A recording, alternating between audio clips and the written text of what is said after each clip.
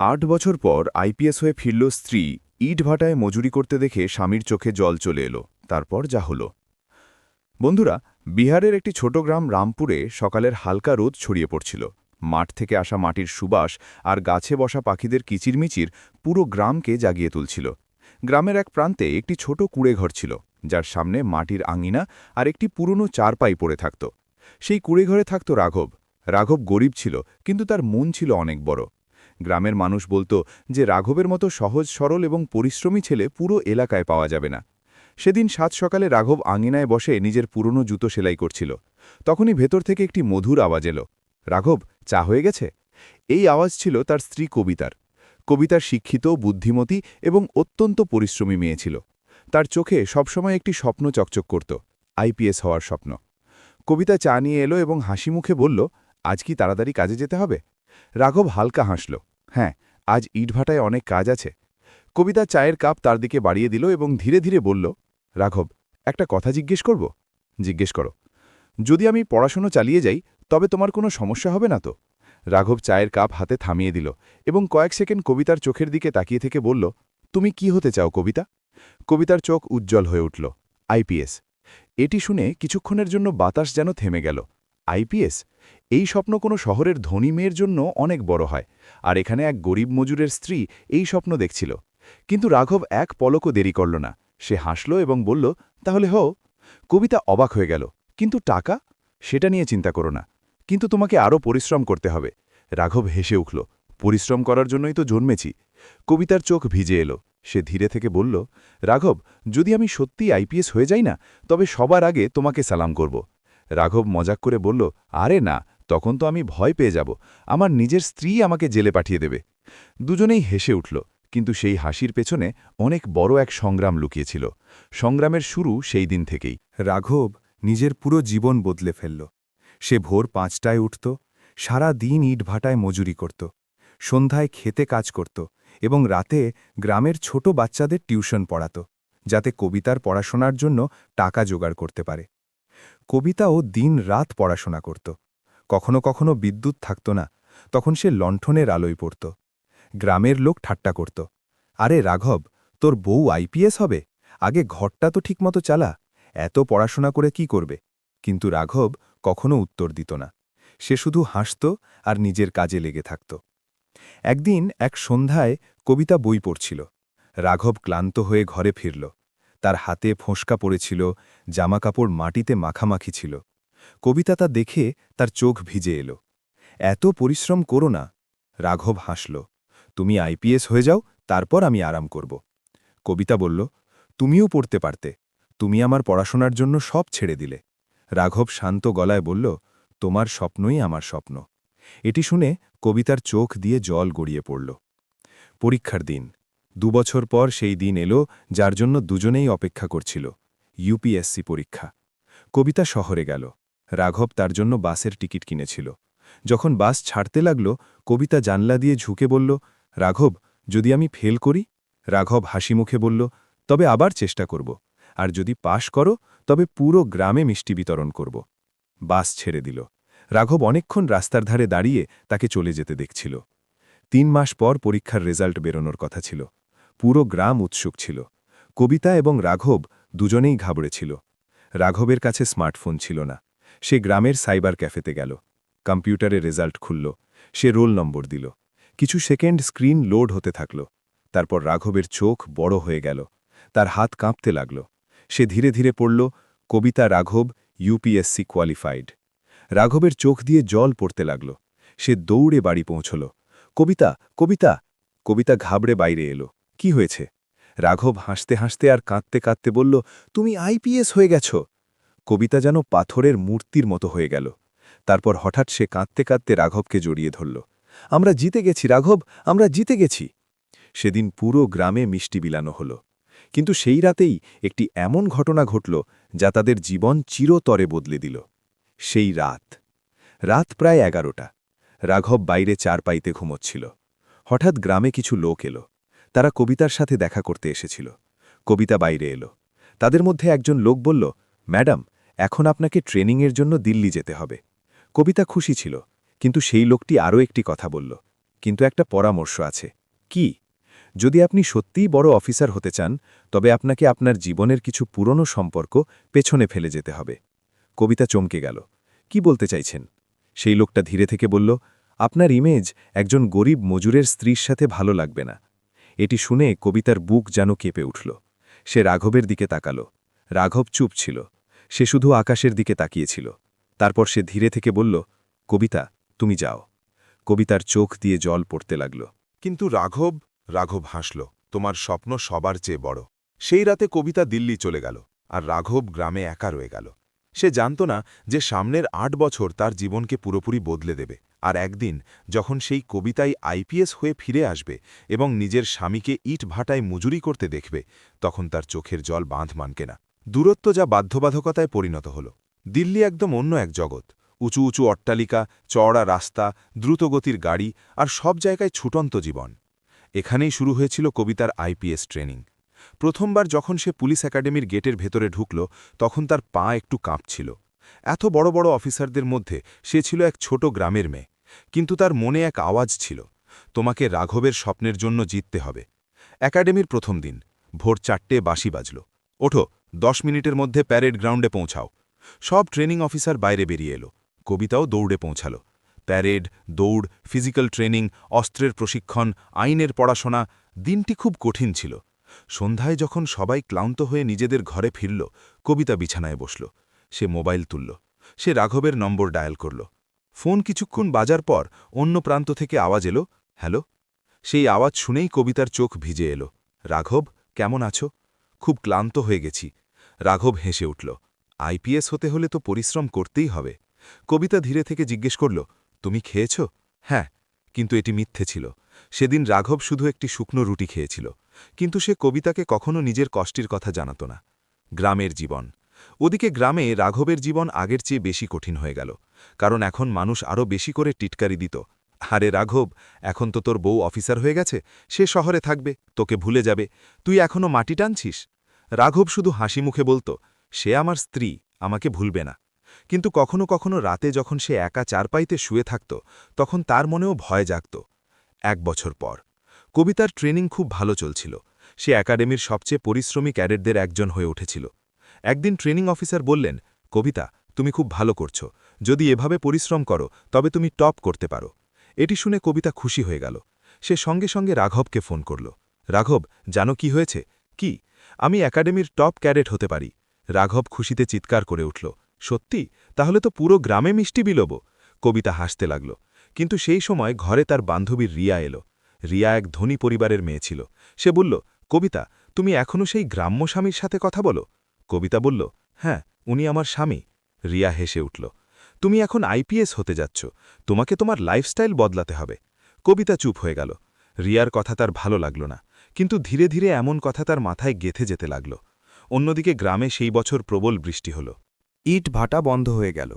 রাঘবের কাছে কাজ থাকল না। তার টাকাও শেষ হয়ে গেল। কিন্তু সে তবুও কবিতাকে ফোনে বলত, সব ঠিক আছে। একদিন গ্রামের মহাজন বলল, যদি টাকা লাগে তবে জমি বন্ধক রাখো।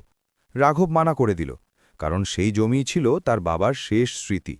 সে শহরে গিয়ে মজুরি করার সিদ্ধান্ত নিল। শহরের সংগ্রাম। রাঘব শহরে এলো। সে এক ইট ভাটায় মজুর হয়ে গেল। সারা দিন 12 থেকে 14 ঘন্টা কাজ করত। হাতে ফোসকা পড়ে গেল। কখনো কখনো এত ক্লান্ত হয়ে পড়ত যে খাবার খাওয়ার শক্তিও থাকত না। কিন্তু প্রতি মাসে সে কিছু টাকা বাঁচিয়ে কবিতার অ্যাকাউন্টে পাঠিয়ে দিত। আর ফোনে বলতো, এটা তোমার পড়াশোনার জন্য। কবিতার মনে হতো রাঘব এখনও গ্রামে ঠিকঠাক জীবন কাটাচ্ছে। সে জানত না যে তার স্বামী শহরে মজুরি করছে। ট্রেনিংয়ের শেষ বছর।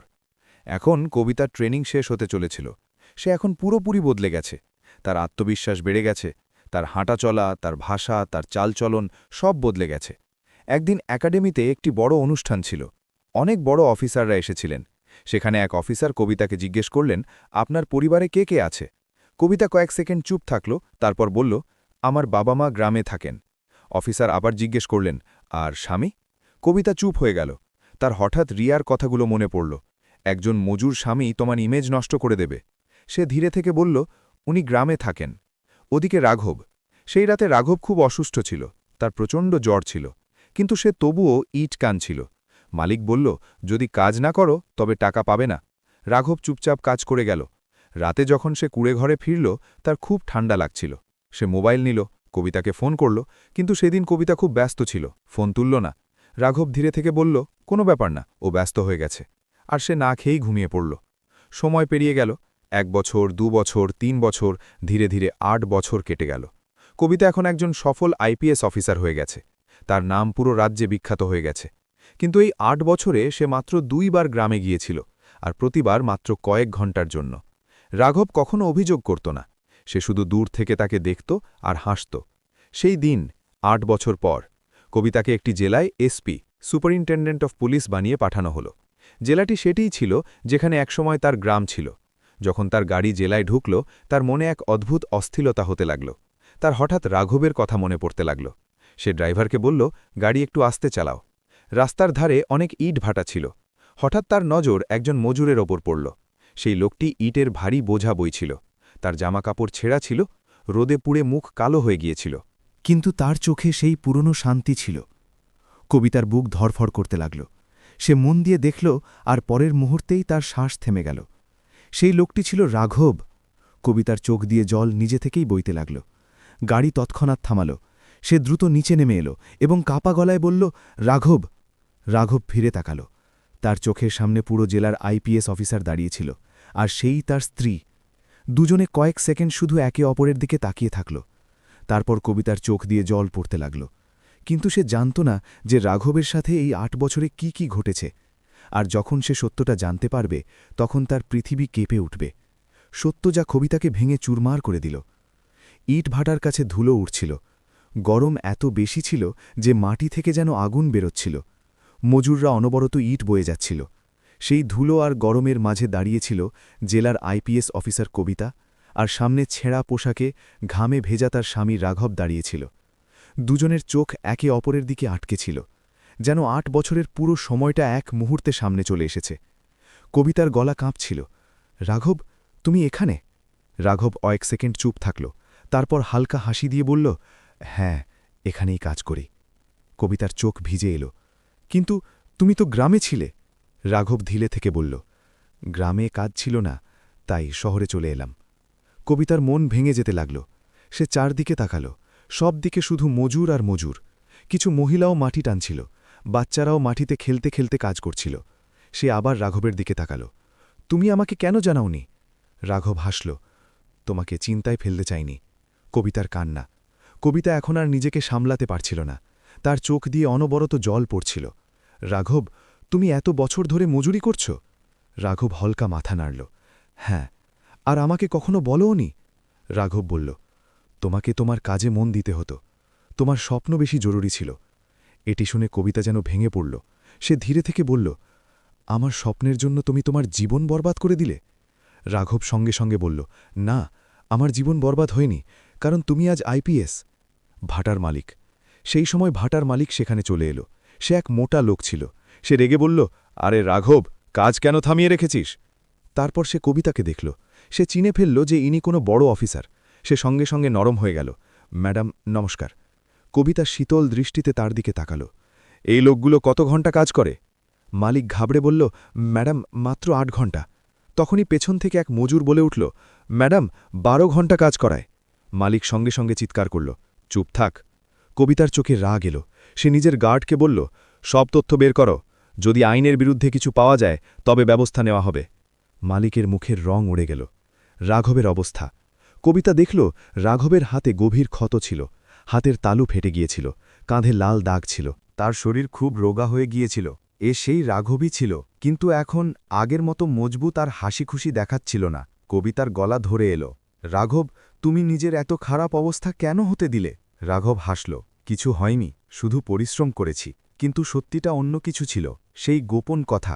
কবিতা হঠাৎ জিজ্ঞেস করল, রাঘব, তুমি আমাকে টাকা কেন পাঠিয়েছিলে? রাঘব একটু চমকে গেল, কোন টাকা? যেটা প্রতি মাসে আমার অ্যাকাউন্টে আসত। রাঘব চুপ হয়ে গেল। তারপর সে ধীরে থেকে বলল, সেটা আমিই পাঠিয়েছিলাম। কবিতা অবাক হয়ে গেল, কিন্তু তুমি মজুরি করো, তাহলে এত টাকা? রাঘব নজর নিচু করল।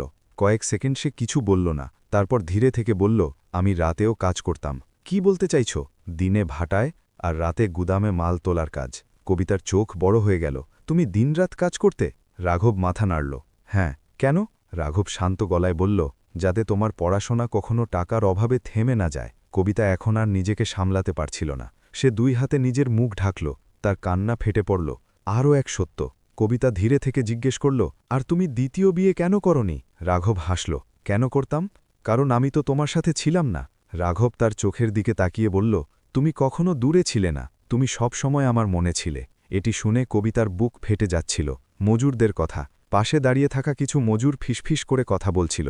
এক বৃদ্ধ মজুর বলল, ম্যাডাম, এই লোকটা খুব ভালো। কবিতা জিজ্ঞেস করল, কিভাবে? বৃদ্ধ বলল, যখনই কোনো মজুরের ঘরে সমস্যা হতো এর নিজের কামাই দিয়ে দিত। আরও এক মজুর বলল, গত বছর আমার ছেলের পড়াশোনার জন্যেও টাকা দিয়েছিল। কবিতা অবাক হয়ে গেল। এত দারিদ্র্যের মধ্যেও রাঘব অন্যদের সাহায্য করত। হঠাৎ সেই সময় রাঘব জোরে কাঁচতে লাগল। সে ঝুঁকে পড়ল, আর তার মুখ থেকে রক্ত বেরিয়ে এলো। কবিতা ভয় পেয়ে গেল। রাঘব? সে সঙ্গে সঙ্গে তার কাছে দৌড়ে গেল। এটা কি হলো? রাঘব তাড়াতাড়ি মুখ মুছে নিল। কিছু না, শুধু কাশি। কিন্তু বৃদ্ধ মজুর ধীরে থেকে বলল, ম্যাডাম, ওনার কয়েক মাস ধরে কাশি আছে। কবিতা ঘাবড়ে গেল। তুমি ডাক্তারকে দেখিয়েছ? রাঘব চুপ থাকল, তারপর বলল, সময় পাইনি। আসলে তার কাছে টাকা ছিল না। হাসপাতাল।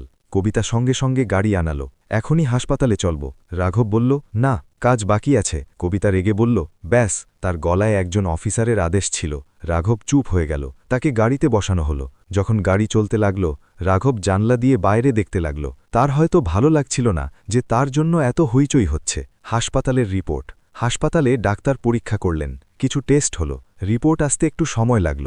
কবিতা বাইরে অস্থির হয়ে বসেছিল। কিছুক্ষণ পর ডাক্তার বাইরে এলেন। ওনার মুখ গম্ভীর ছিল। কবিতা ঘাবড়ে জিজ্ঞেস করল, ডাক্তার, কি হয়েছে? ডাক্তার ধীরে থেকে বললেন, ওনার ফুসফুসের গুরুতর রোগ হয়েছে। কবিতার বুক কাঁপতে লাগল। কতটা গুরুতর?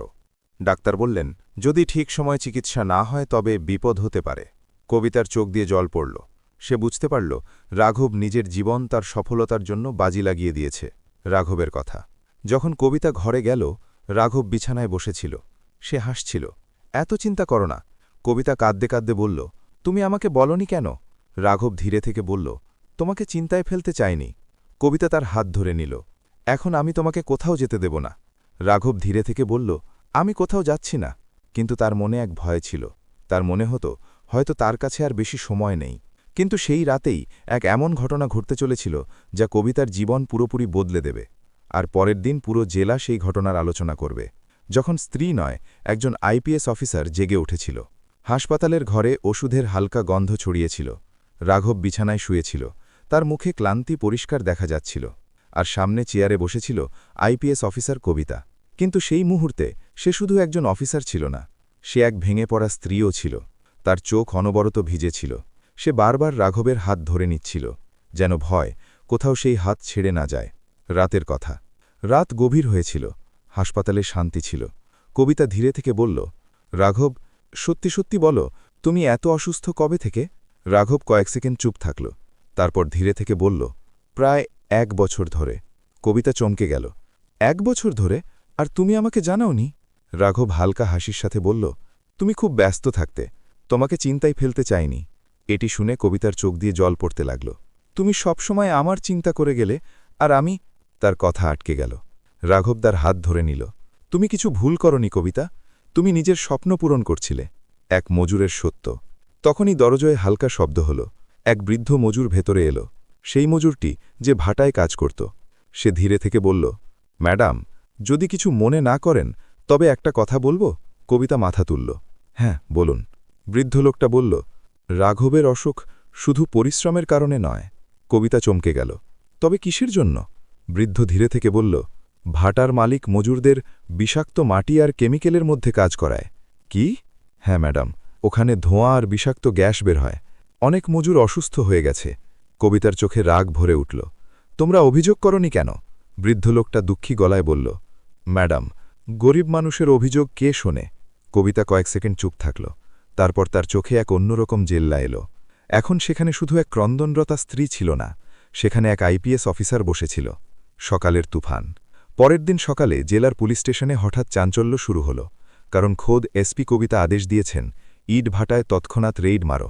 অনেক পুলিশের গাড়ি ভাটার দিকে ছুটল। ভাটার মালিক ঘাবড়ে গেল। সে বুঝতেই পারল না যে হঠাৎ কি হয়ে গেল। কিছুক্ষণের মধ্যেই পুরো এলাকা পুলিশে ছেয়ে গেল। কবিতা নিজে সেখানে পৌঁছাল। তার চোখে রাগ পরিষ্কার দেখা যাচ্ছিল। সত্য সামনে এলো। তদন্ত শুরু হলো, আর অল্প সময়ের মধ্যেই সত্য সামনে এলো। ভাটায় অনেক বেআইনি কাজ হচ্ছিল। মজুরদের দিয়ে 12-14 ঘন্টা কাজ করানো হতো। বাচ্চাদের দিয়েও মজুরি করানো হতো। বিষাক্ত কেমিক্যাল ব্যবহার করা হতো। মজুরদের নিরাপত্তার কোনো ব্যবস্থা দেওয়া হতো না। কবিতার রাগ বাড়তে থাকল। সে মালিককে ডাকল। মালিক ভয় পেতে পেতে বলল, ম্যাডাম, আমরা তো শুধু কাজ করাচ্ছিলাম। কবিতা গর্জে উঠে বলল, কাজ নাকি জুলুম? মালিক চুপ হয়ে গেল। কবিতা আদেশ দিল, একে সঙ্গে সঙ্গে গ্রেপ্তার করো। পুলিশ মালিককে হাতকড়া পরিয়ে দিল। পুরো এলাকায় এই খবর ছড়িয়ে পড়ল। মানুষ বলতে লাগল, নতুন এসপি খুব কড়া। কিন্তু কেউ জানত না যে এই লড়াই শুধু আইনের ছিল না, এই লড়াই এক স্ত্রীর কষ্টের ছিল। মজুরদের চোখে আশা। যখন ভাটা বন্ধ করা হলো, মজুরদের চোখে খুশির জল ছিল। এক মহিলা কাঁদতে কাঁদতে বলল, ম্যাডাম, আপনি আমাদের নরক থেকে বের করে আনলেন। এক বৃদ্ধ লোক বলল, ভগবান আপনাকে ভালো রাখুক। কবিতার চোখও ভিজে এলো। তার মনে হচ্ছিল হয়তো এসব তার আগেই করা উচিত ছিল। হাসপাতালে সন্ধ্যায় কবিতা আবার হাসপাতালে পৌঁছালো। রাঘব বিছানায় বসেছিল, সে হাসছিল। আজ খুব বড় কাজ করলে তুমি। কবিতা অবাক হয়ে গেল। তুমি জানলে কি করে? রাঘব হেসে উঠল। পুরো শহরে খবর ছড়িয়ে গেছে। কবিতা ধীরে থেকে বলল, এসব তোমার কারণে হয়েছে। রাঘব মাথা নাড়ল। না, এসব তোমার সাহসের কারণে হয়েছে। এক ভয়। কিছুক্ষণ পর ঘরে ডাক্তার এলেন। তিনি নতুন রিপোর্ট দেখলেন। তারপর গম্ভীর গলায় বললেন, চিকিৎসা শুরু করতে হবে, কিন্তু এতে সময় লাগবে। কবিতা জিজ্ঞেস করল, রাঘব ঠিক হয়ে যাবে তো? ডাক্তার কয়েক সেকেন্ড চুপ থেকে বললেন, আমরা আপ্রাণ চেষ্টা করব। এটি শুনে কবিতার মন দমে গেল। কবিতার সিদ্ধান্ত। সেই রাতে কবিতা হাসপাতালের জানলার পাশে দাঁড়িয়েছিল। বাইরে শহরের আলো জ্বলছিল, কিন্তু তার মনে অন্ধকার ছিল। সে ভাবছিল, যে মানুষটি তার জন্য সবকিছু বিসর্জন দিয়ে দিল, সে কি তাকে হারিয়ে ফেলবে? তখনই সে একটি সিদ্ধান্ত নিল। সে ঘরে ফিরে গেল আর রাঘবের পাশে বসে বলল, রাঘব, হ্যাঁ, এখন থেকে তুমি কোথাও যাবে না। রাঘব অবাক হয়ে জিজ্ঞেস করল, কিন্তু তোমার চাকরি? কবিতা হাসল। চাকরিও থাকবে, আর তুমিও। যেদিন একজন আইপিএস অফিসার নিজের স্বামীকে সালাম করল। হাসপাতালের ঘর শান্ত ছিল। মেশিনের হালকা শব্দ শোনা যাচ্ছিল। রাঘব বিছানায় শুয়েছিল, আর তার পাশে বসেছিল তার স্ত্রী, আইপিএস অফিসার কবিতা। তার চোখে ক্লান্তিও ছিল আর ভয়ও। গত কয়েকদিন ধরে সে প্রায় হাসপাতালেই থাকছিল। ডাক্তাররা অনবরত চিকিৎসা করছিলেন, কিন্তু আজ রিপোর্ট আসার কথা ছিল, আর কবিতার মনে এক অদ্ভুত ভয় চেপে বসেছিল। ডাক্তারের রিপোর্ট। কিছুক্ষণ পর ডাক্তার ঘরে এলেন। ওনার হাতে ফাইল ছিল। কবিতা সঙ্গে সঙ্গে দাঁড়িয়ে পড়ল। ডাক্তার, রিপোর্ট কি এসে গেছে? ডাক্তার গম্ভীর গলায় বললেন, হ্যাঁ, এসে গেছে। কবিতার শ্বাস দ্রুত হয়ে গেল। রাঘবের অসুখ অনেক বেড়ে গেছে। কবিতার বুক যেন থেমে গেল। কি বলতে চাইছেন? ডাক্তার ধীরে থেকে বললেন, ফুসফুস অনেকটা নষ্ট হয়ে গেছে, অনবরত বিষাক্ত ধুলো আর কেমিক্যালের কারণে। ঘরে কিছু সেকেন্ড নিস্তব্ধতা ছেয়ে গেল। কবিতার চোখ দিয়ে জল পড়তে লাগল। ডাক্তার, ও কি ঠিক হয়ে যাবে? ডাক্তার বললেন, চিকিৎসা চলবে, কিন্তু পুরোপুরি ঠিক হতে অনেক সময় লাগবে। এটি শুনে কবিতার চোখে হালকা আশার আলো জাগল। রাঘবের হাসি। ডাক্তারের যাওয়ার পর কবিতা চুপচাপ বসে পড়ল। রাঘব তাকে দেখছিল। সে হাসতে হাসতে বলল, এত কেঁদো না, আমি ঠিক হয়ে যাব। কবিতা চোখের জল মুছতে মুছতে বলল, তুমি সব সময় আমাকে সাহস দিয়ে যাও। রাঘব হেসে উঠল, কারণ তুমি আমার সাহসী আইপিএস। কবিতার অনুশোচনা। কিছুক্ষণ পর কবিতা ধীরে থেকে বলল, রাঘব, আমাকে ক্ষমা করে দাও। রাঘব অবাক হয়ে জিজ্ঞেস করল, কোন কথার জন্য? আমি তোমার সাথে ছিলাম না যখন তোমার আমাকে দরকার ছিল। রাঘব সঙ্গে সঙ্গে তার হাত ধরে নিল। তুমি সব সময় আমার সাথে ছিলে। না, কবিতা কাঁদতে কাঁদতে বলল, আমি নিজের কাজে এত ব্যস্ত হয়ে পড়েছিলাম যে তোমার অবস্থার কথা বুঝতেই পারিনি। রাঘব শান্ত গলায় বলল, যদি তুমি আমার সাথে থাকতে তবে হয়তো আইপিএস হতে পারতে না, আর আমি চাইনি তোমার স্বপ্ন ভেঙে যাক। এটি শুনে কবিতা ফুঁপিয়ে ফুঁপিয়ে কাঁদতে লাগল। সেই দিন কয়েক সপ্তাহ পর রাঘবের শরীর একটু ভালো হতে লাগল। ডাক্তার বললেন, যদি যত্ন নেওয়া হয় তবে ধীরে ধীরে উন্নতি হবে। কবিতার খুশির সীমা রইল না। সে সিদ্ধান্ত নিল, এখন সে রাঘবকে আর কখনো একা ছাড়বে না। নতুন জীবন। কবিতা জেলায় এক বড় সিদ্ধান্ত নিল। সে আদেশ দিল, সব ইট ভাটার তদন্ত হবে। মজুরদের সুরক্ষার সরঞ্জাম দেওয়া হবে। বাচ্চাদের দিয়ে মজুরি করানো পুরোপুরি বন্ধ হবে। পুরো জেলা এই সিদ্ধান্তের চর্চা করতে লাগল। মানুষ বলতে লাগল, এই এসপি শুধু আইন নয়, মানবতাও বোঝেন। গ্রামে ফেরা। কয়েক মাস পর কবিতা এবং রাঘব তাদের পুরনো গ্রাম রামপুরে ফিরল। পুরো গ্রাম তাদের দেখার জন্য ভিড় করল, কারণ আজ গ্রামের মেয়ে আইপিএস অফিসার হয়ে ফিরে এসেছে। কিন্তু সেদিন যা হলো তা সবাইকে আবেগপ্রবণ করে দিল। সেই ঐতিহাসিক মুহূর্ত। গ্রামের মাঠে একটি ছোট অনুষ্ঠানের আয়োজন করা হয়েছিল। সব মানুষ বসেছিল। কবিতা মঞ্চে দাঁড়িয়েছিল, আর সামনে দাঁড়িয়েছিল তার স্বামী রাঘব। কবিতা মাইক নিল। তার গলা আবেগপ্রবণ ছিল। আজ মানুষ আমাকে সালাম করে, কিন্তু সত্যি এই যে এই উর্দির পেছনে একজন মানুষের ত্যাগ লুকিয়ে আছে। সবাই মন দিয়ে শুনছিল। কবিতা রাঘবের দিকে তাকালো, তারপর বলল, যদি রাঘব আমার জন্য মজুরি না করত, যদি সে দিনরাত পরিশ্রম না করত, তবে হয়তো আমি আজ এখানে দাঁড়িয়ে থাকতাম না। এটি শুনে অনেক মানুষের চোখ ভিজে এলো। সেই সালাম। হঠাৎ কবিতা মঞ্চ থেকে নিচে নেমে এলো। সে সরাসরি রাঘবের সামনে গিয়ে দাঁড়িয়ে পড়ল। পুরো ময়দান শান্ত হয়ে গেল। তারপর আইপিএস অফিসার কবিতা নিজের টুপি ঠিক করল আর পূর্ণ সম্মানের সাথে নিজের স্বামী রাঘবকে সালাম করল। পুরো ময়দান করতালিতে ফেটে পড়ল। মানুষের চোখে জল ছিল। রাঘব নিজেও আবেগপ্রবণ হয়ে গেল। সে তাড়াতাড়ি কবিতার হাত ধরে ফেলল। এমন করো না। কবিতা হাসতে হাসতে বলল, আজ নয় তো আর কবে। গল্পের শিক্ষা। সেদিন পুরো গ্রাম এক সত্য দেখল, সফলতা কখনো একা পাওয়া যায় না, তার পেছনে কারো ত্যাগ, কারো ভালোবাসা আর কারো বিশ্বাস লুকিয়ে থাকে। আর কবিতা সবসময় বলতো, আমার উর্দির আসল শক্তি আমার স্বামী রাঘব। গল্পের শেষ। কয়েক বছর পর রাঘব পুরোপুরি সুস্থ হয়ে গেল।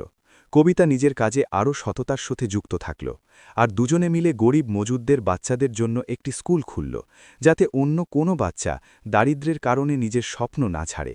আর যখনই কেউ কবিতাকে জিজ্ঞেস করত, আপনার সবচেয়ে বড় শক্তি কি, তবে সে হেসে বলতো, আমার স্বামী, যিনি আমার জয়ের জন্য নিজের জীবন লাগিয়ে দিয়েছিলেন।